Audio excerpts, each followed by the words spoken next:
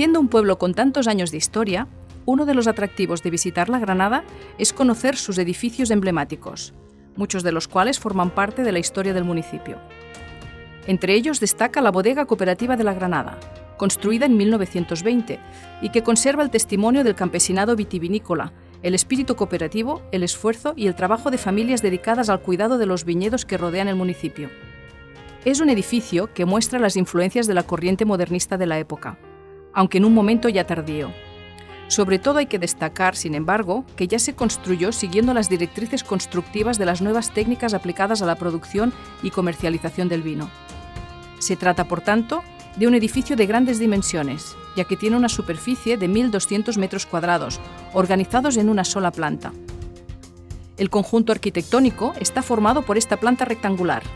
Está construido en piedra y presenta una cubierta a 2 aguas soportada por cerchas de madera. Los elementos más característicos de la construcción son las puertas y ventanas, que están en las fachadas, enmarcadas con adornos de ladrillo. La fachada principal, es decir, la que da a la calle de la estación, está formada por una puerta rectangular, en cuyo centro se acompaña de 2 aberturas en forma de semicírculo, a ambos lados. Por encima se observan 3 aperturas más en forma de arco de medio punto. Esta es la fachada actual, fruto de una modificación efectuada durante los años 90 en el siglo XX. Pero la fachada original tenía una organización diferente. Las 2 aberturas en semicírculo actuales corresponden a 2 puertas que fueron tapiadas parcialmente, y en el centro no existía ninguna otra abertura. En cambio, los ventanales superiores sí se mantienen tal y como fueron diseñados en 1920. El resto de fachadas laterales presentan un conjunto de aberturas en arco de medio punto que en algún caso han sido tapiadas por modificaciones en la estructura original. Paseando por la Granada encontramos muchos elementos interesantes, como por ejemplo el conjunto del casco antiguo del municipio.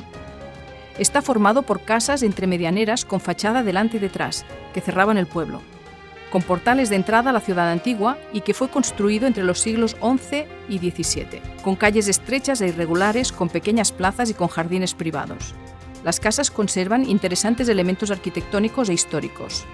Arcos adintelados de entradas a las casas, contrafuertes, dinteles, alféizares y jambas de piedra de puertas y ventanas y escudos. Las principales calles de este núcleo son el del Medio y el Poeta Cabañas, que recibe este nombre porque durante un tiempo vivió el poeta Manuel de Cabañas y Ballester, dado que esta familia acomodada de Vilanova y la Geltrú tenía propiedades. La calle de las Eras es una calle adosada longitudinalmente en el casco antiguo. Antiguamente estaban las eras donde se encontraban los pajares, frutos de la batida de las gavillas. Actualmente, sin embargo, es un punto de entrada al casco antiguo, fácil de localizar gracias a las palmeras centenarias de Cal Roig, que se divisan desde lejos a lo largo de la calle de la estación. Finalmente, cabe destacar las calles de las Rocas y de la Estación, que siempre han sido 2 importantes prolongaciones del casco antiguo. El primero, gracias al trazado de la Vía Augusta, y el segundo, por la conexión con la estación de la línea del tren.